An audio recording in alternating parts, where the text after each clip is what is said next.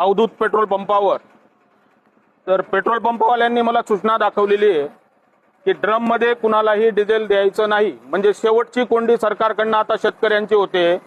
शेतकरी फॉर्च्युनर गाड्यांसाठी डिझेल घ्यायला नाही आलेला मालक इथे आलेला आहे ट्रॅक्टरांसाठी. शेतात जे काम करणारे ट्रॅक्टर आहेत त्यांना डिझेल घ्यायला. ट्रॅक्टर 20 किलोमीटरवरनं 25 किलोमीटरवरनं इथे आणू शकत नाही, म्हणून तो ड्रम मधनं डिझेल घेऊन जातोय.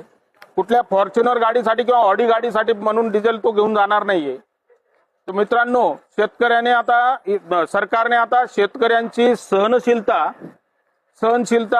तपासू नये, अन्यथा शेतकऱ्यांची सहनशीलता तुटल्यानंतर सरकारला कसं सळो की पळो व्हावं लागेल हे लक्षात ठेवावं. आणि स्थानिक लोकप्रतिनिधींनी सुद्धा ह्या गोष्टींकडे लक्ष ठेवावं. भारत हा कृषीप्रधान देश आहे. शेतकऱ्यांचे वाहनं शेतात काम करत असताना जर समजा वाहनं घेऊन तो पेट्रोल पंप